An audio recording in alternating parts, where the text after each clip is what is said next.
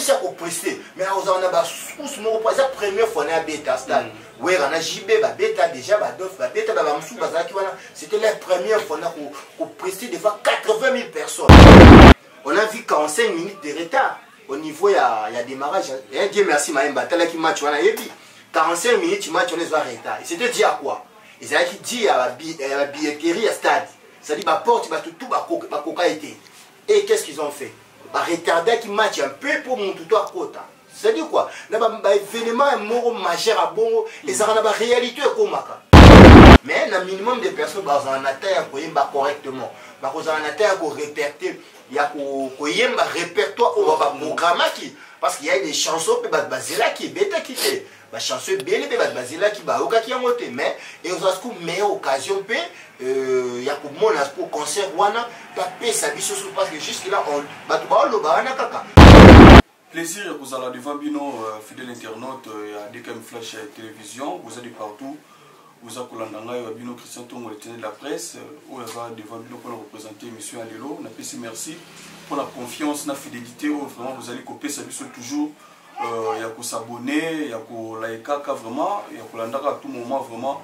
La vidéo na biso vraiment ça nous fait vraiment énormément plaisir pour la confiance, on a besoin de renouveler vraiment de temps en temps dans la chaîne Bino DKM Flash télévision.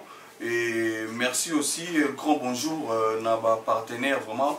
Vous soutenez de loin de près. Là, je cite les boss, et les grands hommes de Paris, les grands messieurs de Paris, Bobo Kisenda, Palme d'Or, Palme d'Or.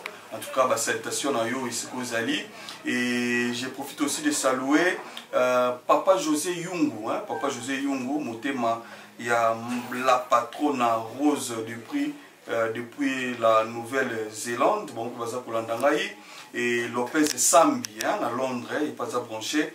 Il y a DKM Flash télévision, le grand coach Christian Kakula, papa de Christiana Hop, il est à brancher en train de suivre cette émission. Et je ne peux pas commencer cette émission sans pour dire aussi un grand merci au chef de l'entreprise, David Kanyama. Et la grande équipe technique Mobima, vraiment, il y a DKM Flash télévision. Derrière la caméra, nous avons accompagné il y a Dem Vision. Dieu merci, Mayemba. Nous avons tiré réalisation pour que nous ayons vraiment 5 sur 5. Sur ce plateau, nous avons un analyste, Tomisa Fonga Kouzanaye, souvent mon ami de tous les temps, de tous les jours. Vraiment vraiment pour le bélamon c'est qu'a été Naboulaï vraiment pour pousser événement oyo ezaki ningisa ki mokili mobimba événement où tu allais causer là où il y a le 30 juin vraiment tout le monde dingue les kanaki full ya batu et récite oyo tout le monde na concert wana en tout cas vraiment les anges adorables et équipe mobimba a commencé par Amadou Diaby et ça vraiment et le comment vous féliciter parce que beaucoup ne s'attendaient pas que Elokwana et les Kalabongo. Full Yabatu, ouverture, entrée 10 h, mais les gens, Kangi Moutema, Kosala Moulongo, Maman Moulongo et Salama Kiwana, ils ont vraiment jamais vu. Même maintenant, tout match à Léopard, ceux qui ont bêta, tout le monde a tabac Moulongo Anate. Moulongo n'a jamais Salama. Comment on a sécurité, comment on a mieux sauté les canaux, on a vraiment dans le calme. En tout cas, ils ont vraiment féliciter l'équipe, mieux sauté l'organisation. Et nous avons membre de la communication, nous avons la communication, et événement, en tout cas, vraiment, beaucoup de chapeaux pour l'organisation. Il y a une chose et les canaux qui ont mais nous avons un lobby, tout le bango penza, namoko nangai, oyo, pe azape, moko pe banaliste. Vraiment parce que tout le monde c'est que bateau événement échec mais surtout vraiment dans le bon. Dieu merci Mayemba même moral même esprit déjà pour que internaute vraiment invité il s'agit de Ferdinand Leader tout part tout tingi indépendant Zabongo invité dans Yalelo. Salut Ferdinand. Salut Christian Tongo, le tenant de la presse. Salut à tous les internautes. Partout dans le monde. Donc, merci de la confiance au DKM Flash TV. Donc, petit internaute, par là dans le monde. Donc, Christy Malonda, la neige blanche, les sénateurs Tipa Tipa, Pakotil, Bijoubi à les Parisiens, Katia Bondi, Wivineting, Pierre Nzamba, donc Tobo Sanité, professeur Joe Emawa, Bali Kodia et Tchoubo. Merci Ferdinand. Le lot au pour que Tom Egapé, Kolobela Seka a été événement parce que Tolobela Kiango et les jours en Inde Zalaki, au Tolobarbon au final. Il y a un mot que tu était tout développé dans le monde, moi, Mouké, Soussou, Natina, et le comment on a donné les Kanaki pour Ferdinand, comment on a événement, on a donné les Kanaki pour na yo réussite nango et Simbi, tu es Simbité. Vraiment, merci l'opportunité pour éclaircir un peu certaines vraiment, beaucoup s'attendaient vraiment à l'échec. Beaucoup s'attendaient que l'événement allait vraiment un échec, mais qui confondu comme on a après plus de 25 ans, Wenge est encore pour réussir vraiment l'événement majeur. C'était l'événement le plus attendu de ce mois de juin. Au 30 juin, et à l'indépendance, donc l'événement c'était vraiment une réussite totale. Une réussite totale pour le Wenge, pour les anges adorables, quand même, parvenir encore au CPLI Sabat, parvenir encore pour faire déplacer des millions de fans qui partout dans le monde, déplacer qui pour l'événement, on a vraiment une réussite totale, car certains disent que ça doit être daté. Mais nous étions tous surpris comme on a qui gradé à Stade de Marty quand même et puis contenu plus de 100 000 personnes au Bazala qui n'a stade. Vraiment, c'était vraiment quelque chose à féliciter pour les Wenge. Voilà. Merci Ferdinand. Nous avons pensé notre bêta juste comme analyse pour que tout le bel événement vraiment les Kanaki mais comment la foule y a battu bon et belé parce que le qui va porter fondamentalement 10 heures mais tout le monde Moulongo wana ya batu donc nous sommes ça à côté de notre stade à sali 3 heures du temps 4 heures du temps dans Moulongo comment on a foule wana et le belé au penza nini comment on a pas te belé pour répondre présent à concert wana ouais Santiago Soumari depuis Saint-Ouen le monde les Parisiens soda yombote au moni na koloba moni concert wana ezaki concert moko ezaki la incitation. Incitation de la haine, on avait vu nos amis de la diaspora combattant où ils se disaient que il faut aussi reconnaître que tant aux alliés, nous sommes agressés à l'est. Au moins, on a profité de l'événement, où il y a certaines personnes qui disent que on a bombe na kati. Parce que qui concerne par rapport sur le plan sécuritaire. Vraiment, nous saluons aussi l'inspecteur de la ville, donc général Kassoro, quand même un dispositif sécuritaire au Batiaki parce qu'on a constaté donc fouille et banda qui poinza. On va dire pendant repoué qui poinza, licensing qui camp être na champignon, il y a repoué qui poinza, banda qui fouiller banda repoué qui poinza, moulongo et zalaki jusqu'au stade de Marty. Cela vraiment avait pris beaucoup de temps. Imagine qu'il y avait plus de 80 000 fans au Bazar qui présent Jouana Bazokota 1 à 1 pour fouiller. C'est-à-dire que le procédure avait pris vraiment du temps parce que ça déjà ouvert à partir déjà à midi, 9h, 10h déjà répondait déjà présent. Donc c'était vraiment l'événement où il fallait aussi renforcer les dispositifs sécuritaires pour ne pas être surpris parce que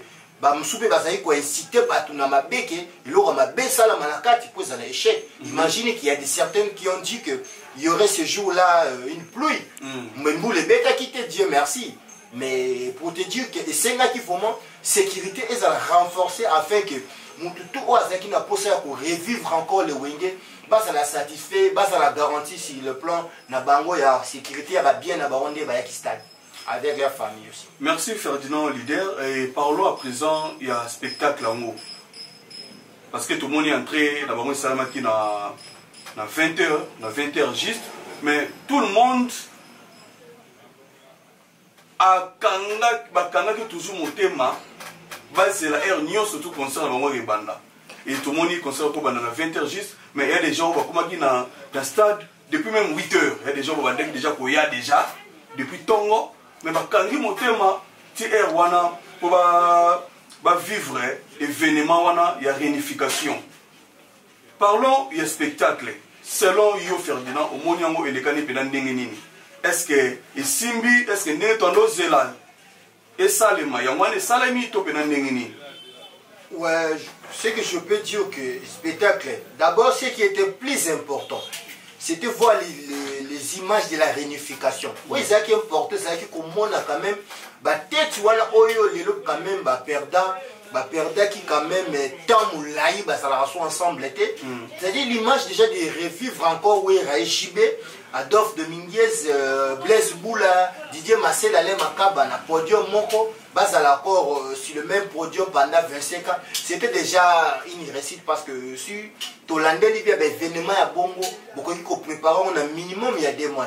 C'était vraiment une réussite parce que qui très très écourté, ça qui nous pousse pour préparer événement. Tu sais que l'événement Bongo, il y a toujours des imprévus. Tu sais que la réalité, ça m'a délai, on peut constater que façon répéter, la répétition, la showbiz, que nous sommes entre nous, répéter en coulisses. Mais devant la foule, tant que commis devant la foule, après 25 ans encore, ils ont un stress, ils ont un fous et comme les artistes, et surtout, vivre ensemble.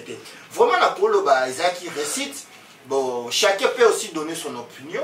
Par rapport à moi, mon opinion personnelle, un peu de Nakolo Baké, et c'est là qui récite, quand même, on a pu retrouver quand même qu'il y avait quand même la cohésion musicale entre eux.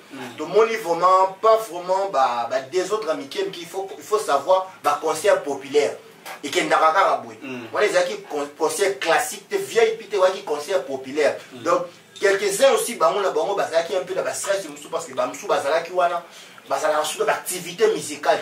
Je peux citer l'animateur comme Robert Ekokota. Ça fait plus de 25 ans. Depuis que BCBG voyageait dans la tournée, Robert a répété à soutenir. Tant au tiers son événement a pris 25 ans. Même si on pressé, mais on a la première fois à Beta Stade. Oui, on a JB, Beta déjà, Beta, c'était la première fois qu'on pressé devant 80 000 personnes. C'était pas vraiment facile, mais on peut dire qu'il faut l'encourager parce que l'initiative boé et au tiers sous pénal sous ambiance musicale. Il y a un slogan à Bango donc pour redémarrer ce monde. Et effectivement, la musique congolaise vraiment redémarrer encore parce qu'on a vu ça susciter beaucoup de polémiques, beaucoup de incompréhensions entre les internautes, tout le monde peut la chroniqueur, mais la polémique parce que Wenge est au Tiassousou et l'engezongi sous ambiance oyo to perdre parce que Stade des Martyrs on peut dire que il est en soutien. Il y a plus de 10 ans comme non soit bête en Martyr mais quand eux ils ont osé et ça facilité pour battre belé va souhaiter qu'ils vont ça l'échec bandiba qui te que Wenge ko ça sous génération parce que génération il y a qui conseille wana ça la génération il y a 50 ans ça génération 40 ans il y avait aussi des jeunes de 20 ans bana ba 18 ans bayaki c'est bayaki ba revivre histoire ba yoka ya Wenge ya JB ya Blaise Boula ya Alain Makaba ya Didier Massela il va tout Kaluji ba mille doit vivre bango sous donc pour l'anga format c'était vraiment une réussite totale. Vraiment une réussite totale wana tuzana Ferdinand leader au bela tout ça l'année analyse concernant le 30 juin les Kanaki, en tout cas tout le monde vraiment mis son aïe et ça là qui braquait même dans la moko à lobby même à la bitumbozo sal makuna na est en tout cas mikola na ba soda ba bunda kite ba muni surtout ba qui braquer batala concernant que les Canadiens nini en tout cas mutu nyo surtout ça qui vraiment na kimia le jour là pour na kolanda pour revivre sous ambiance oyo Wenge pesaka. En tout cas, tout le monde est Ferdinand lobby s'attendait il y a échec et loko wana. S'attendait na biloko belenge salama wana, bamsu babaki mbule beta, mais tout le monde peut mbula te.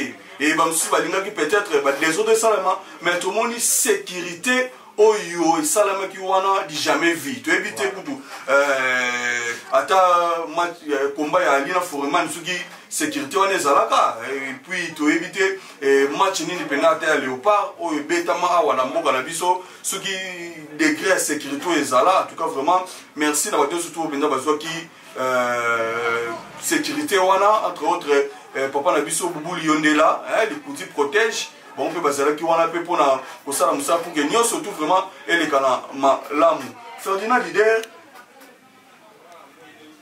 balobi ezaka na 2 personnes moto basalaki concert wana ambiance wana esimemi kaka na 2 personnes Weranson na JB Piana nayebi te selo baanalyse na yo omoni oyo na ndeni place wana badiro bato bazoloba place wana bon non pas seulement wenge eza groupe d'ensemble eza ka groupe ya JB eza wera te malgré tout bango nde mutu bazwa moi succès au niveau continental baza un peu au-dessous des autres ses amis mais na koloba ke tout le monde s'attendait à wenge chacun aza na musicien na yalingaka ya bamsu baza wana baki bafani ya Tata Dominguez bamsube bayai wana baza bafani ya Blaise Bula ya Tutu Kaliji ya Manda Chante donc bamsu bazaki bafani pe ya Robert Ekokota donc mutu na mutu ayaki ezaki na ba différentes fanatiques ya mutu na mutu bayaki mais on avait beaucoup plus connu que Wera et JB sont les chouchous de la population congolaise. Bango baza très heureux, surtout na ba Kinois.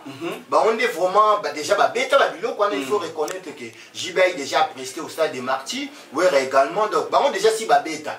Et les autres c'était vraiment les premières fois. Donc ba beta wana ba beta na Wenge ya BCBG mais il y a beta ya groupe Wenge et ça qui aussi première fois na Tcheko Tawana ça qui première fois na beta.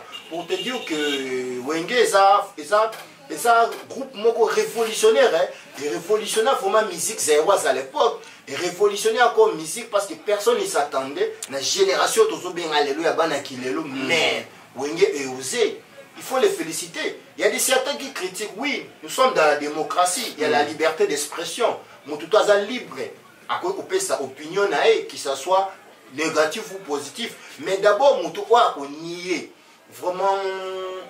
Réunification wana unité wana vraiment alingara vraiment boyokani te parce que esika bato bayokani basangani basepelisa bato izaka fête parce que okoloba ke soki lelo pe wera na JB bazaika na baguerre ti lelo on peut s'attendre que si un de eux de cette baloba moko yati to mona ona matanga ba papa ya King Kester baloba papa wimba royati matanga Kester baloba Kofi royati pona nini parce que bakufi na la guerre mais quand même ceux qui ami wana ya wenge bazui vraiment unité wana ya kolingana ya kosangana il faut l'applaudir il faut les féliciter parce que Amadou Djabi bien que a Tchembo mais bazui peut entre eux ko fungola mutema ko vanda parce que réunir après 25 ans où vous ne voyez plus ça n'a facilité ko soit cohésion là bon bazwaki donc on avait vu que vraiment bazaki na même point d'égalité na podium ba koti presque na bateni ndenge moko après ba mutamutaya ko changer quand même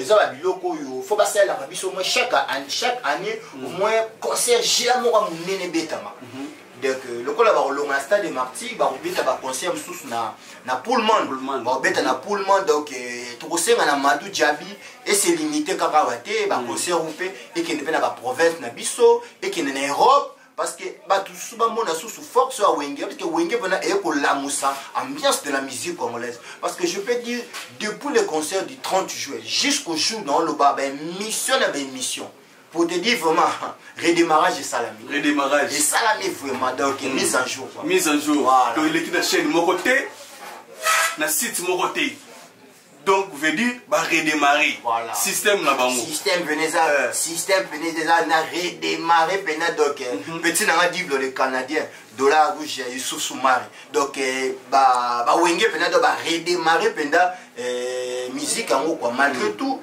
ils ont bimé la sens sous polémique sous bazo le bélan na sens bon le bélan na sens que au moni tout ça relève morbe salama au moni baza ba vieux oyo vous pouvez s'attendre que et pour la Koubeta, il a fallu 25 ans après. Le bazan m'a plus de 50 ans.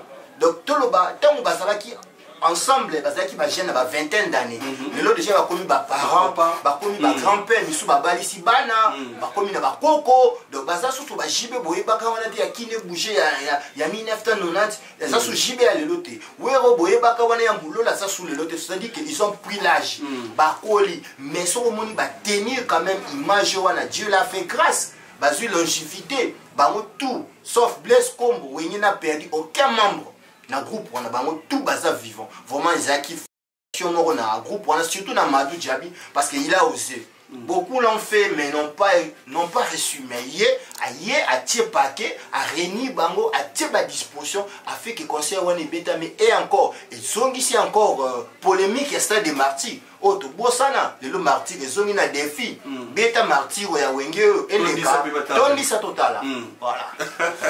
Vraiment Ferdinand leader, je profite de saluer Gigi maman la Gilesia et pas Zolanda Busso Bébeline le Voizo motema lycée Tingi na Paris ba on peut baza branché pas Zolanda Busso balobi mutu au ça Busso quand même tozala faut quand même kozong sapé mon frère wana là je profite aussi de saluer Sandra Sandra Fouakantou yemutu simbi penza maison Palme d'Or oyo ya boss Bobo Kisenda en tout cas Sandra Fouakantou parce que attention na oyo yangwana yemutu branché pe ozolanda biso na kata deka mi flash télévision Ferdinand leader balobi to pe mango po et puis to ko polémique idée mais façon pe moko on a ça qui ancien chroniqueur tout bien ancien chroniqueur mais le là ça sous chroniqueur était journaliste était à comment honorable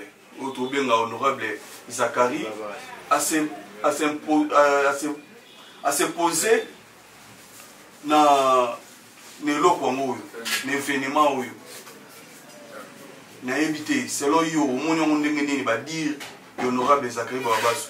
Ouais, chacun est libre de faire son opinion, chacun est libre de faire son analyse selon ce qu'il veut.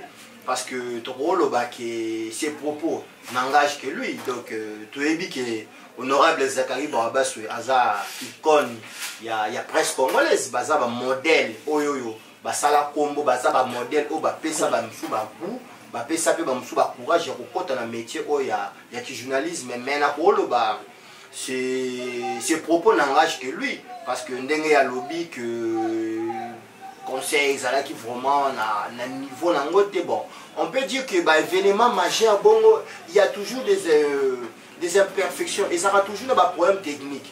Moi je me rappelle encore il y a finalement passé au talaki match à finale il y a Real de Madrid Liverpool na Stade de France on a vu 45 minutes de retard. Au niveau, il y a démarrage. Et Dieu merci, Maïmba. Tel qui match, on a eu 45 minutes, match, on est en retard. Et c'était dit à quoi? Et c'est là qui dit à la billetterie, à stade. Ça dit, bah, porte, bah, tout, bah, coca été. Et qu'est-ce qu'ils ont fait? Bah, retarder qui match un peu pour mon tout à côté. C'est-à-dire quoi? Là, bah, événement, un mot majeur à bon. Et ça, on a la réalité comme ça. Il y a aussi des coupures d'électricité, il y a aussi des coupures de Wi-Fi. Donc, et ça, concert au USALI. Il y a aussi des esprits, il y a la spiritualité. Tu sais, il y a la batoussou qui a ça le chèque. Tu sais ça? Il y a la batoussou qui a débranché si n'ampli. Il y a la batoussou qui a boubou, qui courant. Donc, ça va être concert où ils ont vive tension. Il faut vraiment préparer mentalement, spirituellement, quelques alaka. Mais selon dire naïe, yo au monde on est est-ce qu'il fallait qu'à le babongo, fallait qu'à leka, alors parole à négativité bongo tonné. Oui déjà Zachary Babasso le barambanga d'âge, c'est pas la première fois. Yobi Zachary, il est mort dans la salissa polémique il y a musique congolaise, il y a Wenge Monenga Lobaka. Tu sais que dans Makambo il y a Wenge, il y a certaines personnes qui sont impliquées. Parce que ça, les journalistes sont basés dans le camp. Et ça, projet, peut-être dans une organisation. Et ça, projet, à la marketing, à la communication. Et ça crée aussi des jalousies au niveau de certains journalismes. Parce qu'on a un loco et réuni Batou. Oyo bino bozalaka présentant peu bazalaka. même si on a présenté, même si tu ne fais pas partie de l'organisation, il faut l'encourager. Parce que ça, l'événement, ceux qui le l'ont, Amadou Diaby a tenté à Monique, oh, vraiment, ça a été une réussite. Il peut le programmer l'année prochaine, plus que stade de Martyrs. Tout ça, on a stade de Belé, tout ça, on a 20 mètres, tout ça, on a stade de Vélodrome. Ouénier, gros stade, on a stade de Belé, BTP. Pourquoi pas seulement Martyrs? Donc, pour te dire que le langage n'est bon, et ça, certaines personnes peuvent laisser pour te dire que, comme on a ouénier encore, et ça là, concert en modèle, ou un concert prestigieux, on a un jour, on a donné un tout le monde était branché, donc tout le monde était connecté. Donc, Gigi n'a noiselle, n'a laisse maquiller, Calamine, Mina Sami, n'a poto combo, ça qui toujours connecté, on a pour la concert. Et c'est là qui est événement, vraiment, et c'est là qui capte le monde entier. Et alors qu'on peut ça va remarquer, bon, et qu'on a un sens négatif parce que ça contre, pour te dire que propos à Zakari, ça n'engage que lui, parce que presque tout ça vraiment d'accord, on a analyse, on a vraiment. Et du côté communication, parce que tout le monde pour le Bélango, parce qu'il y a eu quelques murmures pour un bateau européen, pour l'événement, surtout les Cambouezalaka, contre Bazali. Mais du côté communication, les gens réclament pourquoi présence. Il y a Christian Lusapweno, il y a Thierry Kamout, il y a concert Rwanda. Il y a Zamuto politique.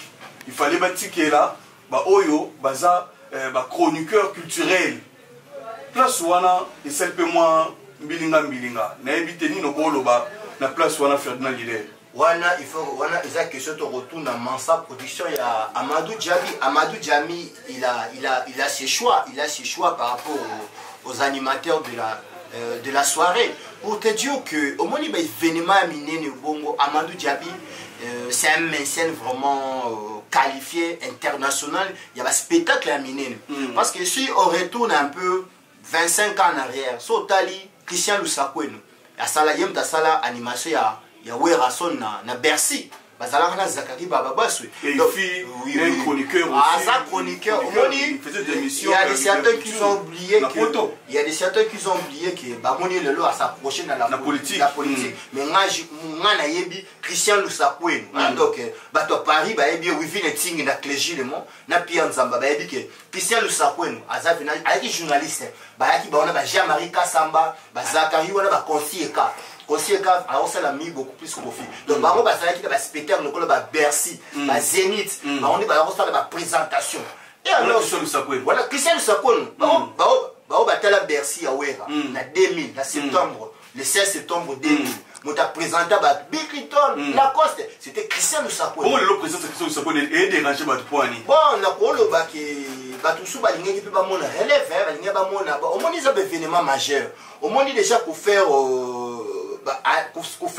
animation de la salle à Minene Bongo, il y a un spectacle à Minene Bongo. Tu as vu Bazaki Makasi, vous connaissez Djoka faisait pour JB Piana. Donc on a Serge KMB, donc on a Zakari Bababaswe, donc on a un spectacle à Minene. Au moins, on a même des fois Djoka a présenté dans le concert. C'est-à-dire, il y a la compétence. Au moins, il y a une déontologie journalisme, mais il y a la qualité. Tu sais, au moins, entrée, il y a événement mounene. Et c'est un peu de doué na yango. Oye ba terminer na kokota ambiance ni na kokota ça artiste pour akota na communication na public. Et ça quand tu télémibre nous allons recevoir non, et ça na tant au télémibre il faut yeba andeni na kopesa pour epesa makambo na kota star na ya omoni ba porter ki show wana ya Christian Lusapweno. Baza circule ko ba bien le nom aza beaucoup plus basé na secteur politique mais aza na journaliste culturel voilà. Merci Ferdinand, toujours vraiment malembe l'émission Nabiso. Je profite aussi de saluer Mehdi Baka depuis Wambu, Angola, bon personne là motema ya Platini Kibeti, Joe Gomez Dikoufi, garçon français, Yope Yangwana, Christopher Moke Show, dans Luanda, le journaliste à DKM Flash TV à Kangi Luanda Yowana, Christopher Moke Show, Dandy Mwalungu, en France, Yannick Wamba, Yope Yangwana, sans oublier mon petit Yann Del Rio, Kalambayi, il y a eu Yangoana et lui surtout vraiment abonné à des comme fait télévision vraiment tout ça dans 4 émissions on a Ferdinand leader Wenge l'album est Salama Banzembu et Belé et Bima mais tu revivre deux chants où est ça là qui joue à un stade et ça la mouvement côté Jibim Piana tout le monde qui recto verso tu es côté Weranson tout le monde surprise Kapangala et là qu'on a et c'est là qu'on est ni Ferdinand l'idée bon et ça va nostalgie recto verso mutu nyo surtout dans stade Ayemba au moins ça va nostalgie bana Wenge donc boss Adida Lubanzam Patrice Voima bienvenue sur le Vangi donc dès le Banza Piscas ba vieux wana bana Wenge akala ton on beta histoire j'espère que balandinga ba comprendre professeur Joe Emawa au moni na kolo ba au moni sokotali ami Kapangala ezaki nzembo oyo les années 94 ezaki nzembo oyo souvent wera ayembela ki on neti na ba sens moko ya tristesse moko nostalgie ko lela banguna na ye le monde a surprise alelaka pona vie na ye donc ezaka nzembo oyo elelisaka batu epesaka batu moi motivation quand on voit aujourd'hui JB Piana chanter Recto Verso Recto Verso c'est une chanson dédiée de l'album Fait de l'amour Fait de l'amour, il y a JB Piana. JB vraiment, avec tout son cœur. À l'époque, le grand mécène, Ada Bombole, fit vraiment soutenir qui Wenge, soutenir qui JB Piana. Et ça, la chanson clé. Tout le monde a Wenge, tant à Yokiango. Et là, banze musuto yemba kamera, banze mususu. Et ça, on a nostalgique, pene beta la carte à mutema quoi. Yebi, comprendre que banze mbone zaki banze oyo, ba chanson magique. Tout le monde a toujours, mutu soko beta. Concert na azana biloko ba chanson na ba ke oyoyo na kokota communion na public zaki ba chanson ezaka wana te Wenge betaki Dadi Bitodi bato ba yebi album plein feu Dadi Bitodi njembo wana pe zaki à l'époque ba meilleure chanson ya album plein feu donc bato ba yebi chanson wana donc sénateur type pas côté l'américain très puissant donc ba comprendre maman loba ba chanson wana ezaki ba chanson moko vraiment phare au lingaki donc malgré tout batu au s'attendaki na répertoire au Wenge fallait qu'il preste normalement il fallait jouer au moins minimum 25 chansons si les retardements du spectacle et pour ça là qui Wenge n'a pas pu vraiment jouer chanson tout au programme qui était quoi mais bazoko peut ça sous batu chance opportunité qui na pour le monde on les a VIP peut-être donc pour na batambongo donc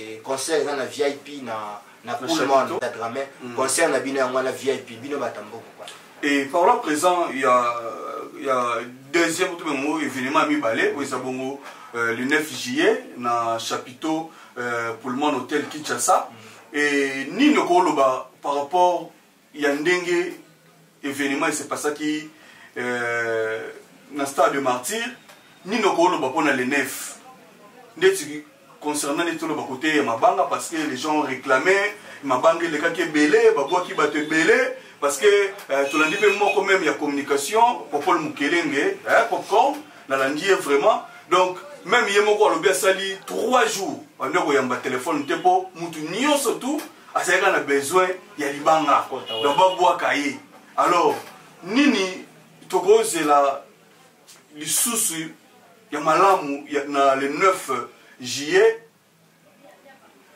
côté sous organisation nini oyo yokoloba par rapport ya le 9 ouais na koloba au moins les 9 ils a concert un peu différent pour les aba concert VIP ils a concert oyo Wenge déjà au moins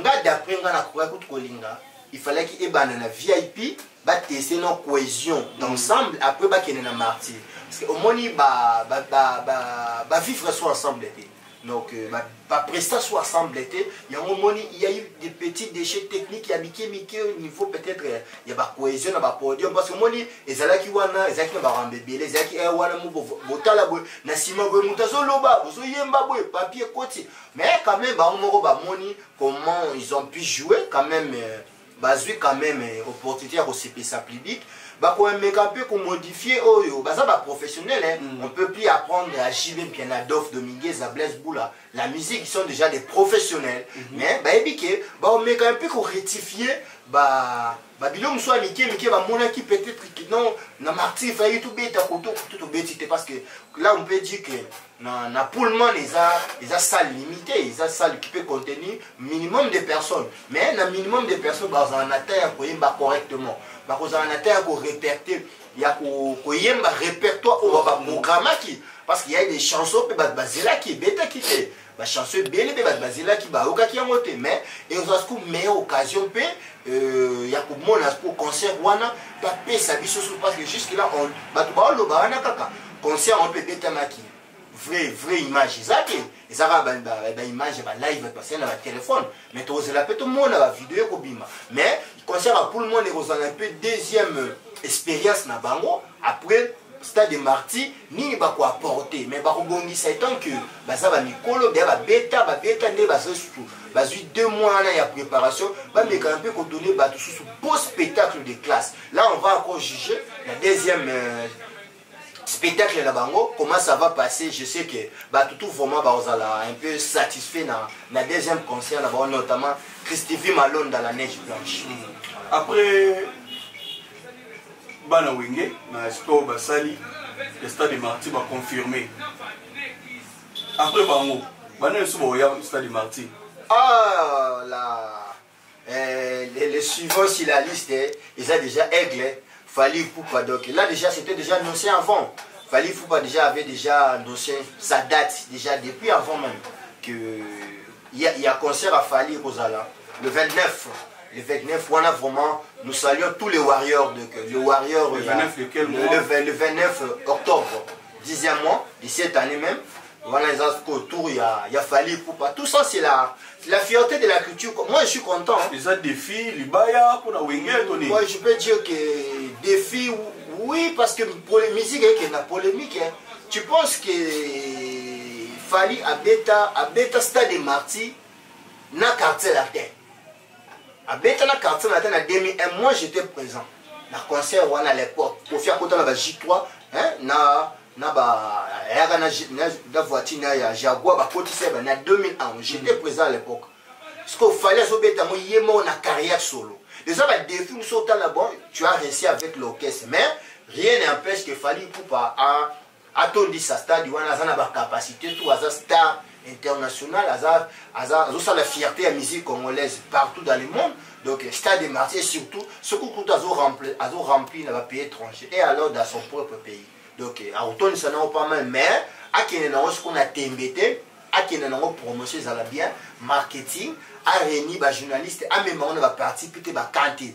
À la ONU, la communication, les journalistes, les chroniqueurs, tout bas pour les promotions bien afin que le concert on est dans la réussite. Merci Ferdinand Leader, merci d'avoir répondu à mon invitation. Tout comme l'habitude vraiment dans cette émission on a évité Nino peut-être moi qui au Bagissa na automeke pe ya koloba ya muke na kati ya analyse tout ça les lots concernant il y a événement oyo peut-être là qui tant attendu événement oyo même na bana oyo ba vivre ka wengete mais baleka causer l'amour et Salemaki en tout cas merci vraiment l'équipe Mobimba mais surtout mingi côté na biso ta communication vraiment ba sali en tout cas merci na bino musali les cani vraiment malamu parce que comme on a même carnaval bosala qui ko passé na ba chaîne ba canal plus wana ba novelas ba maboke TV publicité ya wengezo les canal na ba chaîne wana communication vraiment était donc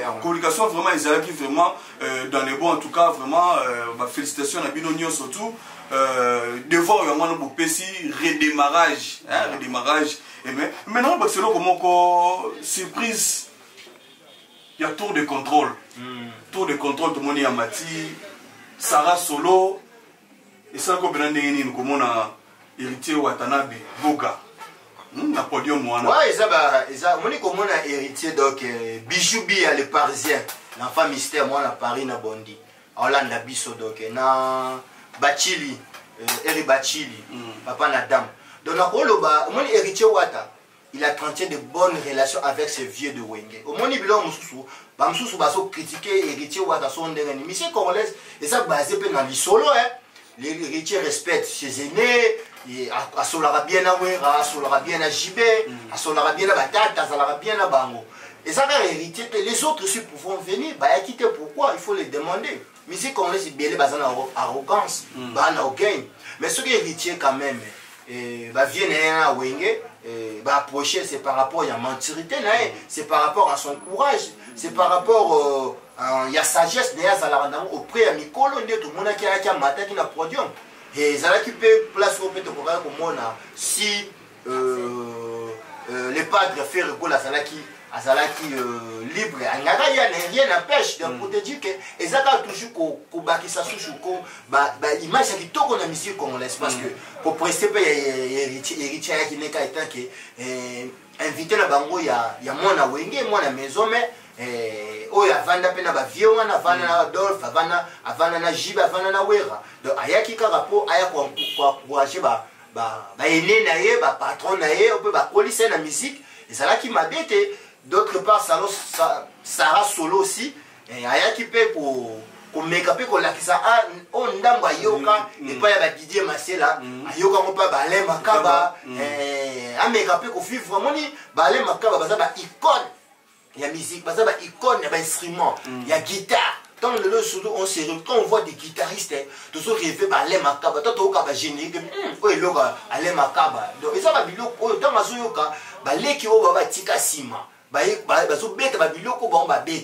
tout, à bêta conforme à les macabres, bêta, mais Robert ndenge voilà na ba ligne ba bazalaki ezalaki plaisir quand même komona ba image wana malgré tout musique na biso et le réseau bon moment ça mutema mabe eza mutema mabe musique na biso soki o mikitisi oye vers un grand ba bengo mawelisa ne ba benga mikolo OK mawelisa alors musique eza matata makasi mais quand même c'était bien komona ki héritier azalaki auprès de ce vieux à prester nae vocal la longola qui moi parti moro ya Tchakulenda Alain Pela vocal ne wana longola qui on donc ça les pega bien zaki toujours quand na cadre ya dédicace ya musique donc ya moi trop le bateau toi encourager ba initiative va boy et non que tout le ba futilité pour rien de l'eau monique redémarrage ma casse redémarrage na émission na minute stade zongi na minute ba défi zongi na minute musique parce que polémique est là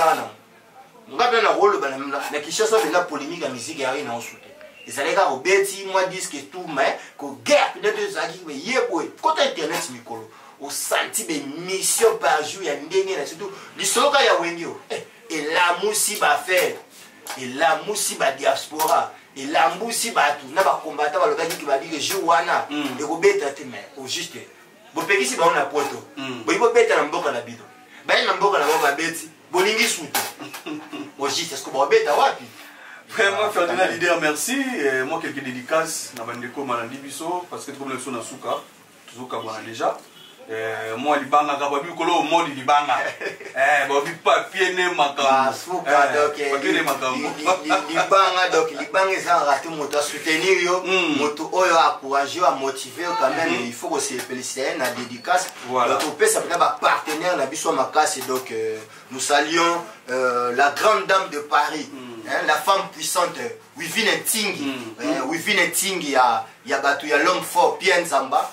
Lucien Tingi na Champigny, Bébeline Louvoiseau, Gigi Maman na Gilesia, Kalamine Mina Sami, Karine Dombe na Champigny, na Bossanité Aboulazi Vidi Dabo, na Pessi Santiago Soumare, Papa Chéri, les sénateurs Tipa, pas côté les sénateurs, il y a eu na Pessi Ombote, na Pessi Christivi, Malonda, la neige blanche, des longues jambes, na Pessi le gérant de l'entreprise. Gitingi, Nabo Sanité professeur Joe Emawa, Amara Sissoko, donc Salon Maison Mère, Moussa Dramé, Choukam Soumari, dans Salon Sisodo, pour na Bukata Sugi Kitoko, Tobo Sanité, la boss, ya chaîne Oyo, donc la boss, ya chaîne Oyo, le boss David Kanyama, qui nous suivent vraiment depuis les États-Unis. Nous avons senti pas qui m'a banza à Genève. Nous avons Christian Tongo, nous avons plus confiance. Na Asa Soumare, Asa Soumare na Paris, maman Mokonzi. Donc merci pour notre soutien dans notre boss donc batutu batala qui biso pasteur Jean Mabiema, pasteur Hippolyte Makengo. Donc on est du cœur. Oui, donc abonner toujours, abonner toujours, s'abonner toujours massivement la chaîne Oyo et sa chaîne Oyo. Et c'est pour les Sarabino partout bozalaka donc à Debachi na Mozambique bo s'abonner na Brazzaville Gauthier Biams bo s'abonner na biso ya Luanda donc chef na Luanda na Lunda bo s'abonner toujours poto donc pour ça là vraiment plaisir chaîne Oyo et pe Sarabino ba vraie information o vraiment bolingaka ba abonner vraiment na Goma ba abonner na l'Afrique du Sud dossier qui bino bo s'abonner o ba abonner na biso pe ya Londres bo s'abonner toujours il y a Suisse il y a Genève tobosani binote Karim Mabanta ouais les ngana lo baka na internaute nyoso donc on a relata kitoko donc toza réussi na place na cadre on a boutique d'habillement donc boutique d'habillement Palme d'Or donc relata kitoko donc si on m'a ngilima 58 pour na bana toi kin relata kitoko yaka na ngilima kitoko relata bien babiloko bien za ya basi ya mibali donc bobo moto kapanga kolata bien biloko biso pesa photo na on a disposition na bino nyoso merci bobo moto kapanga JPS Mavula merci Bali Kodia et Chubele na Mali ya ope yangwana Miaminel Sambin Gloria na bosani opete Adeline Boboto la grande la perle noire et ope yangwana qui commence bien finit bien nous sommes arrivés à la fin de cet entretien entre mon frère Ferdinand Leader et ça qui vraiment plaisir. Il y a comme on a vu nos acquis vraiment 5 sur 5 pour notre Landabiso. En tout cas, vous continuez toujours vraiment dans le lobby, il y a plus de confiance. Il y a qu'à s'abonner, il y a qu'à liker vraiment et que ça les locaux comme quoi malamu. Et je profite aussi de dire aussi un grand merci et de saluer aussi Espace Kitoko, Palme d'Or. Il y a donc il y a les grands boss, les grands messieurs de Paris, Bobo Kisenda, il y a indépendant à Simbi Penza, mais sur Palme d'Or, en tout cas vraiment coup de chapeau dans la salutation ici vous allez les grands messieurs de Paris, les boss des boss. Bobo Kisenda, sans oublier Sandra Fwakantu, moi ça pembe, moi ça gentil. En tout cas, il y a des donc on est déjà beau sentir déjà Sengo, Sandra Fwakantu, on a fait vraiment. Merci pour l'espace qui toko penza, au PCBiso vraiment. En tout cas, un grand merci. N'a pas surtout vraiment et Simbi Maison Palme d'Or. Et j'ai dit aussi un grand merci à mon vieux Lopez et Sambi, Papa José Yungu, mon thème et à la patronne Rose. Depuis Nouvelle-Zélande, il y a Binope Yangwana et Binonio surtout vraiment Babouda de comme Flash Télévision. En tout cas, certes, on a Bino Yangwana, tout le monde est na numéro Moussou. Quant à moi, je vous dis bye bye.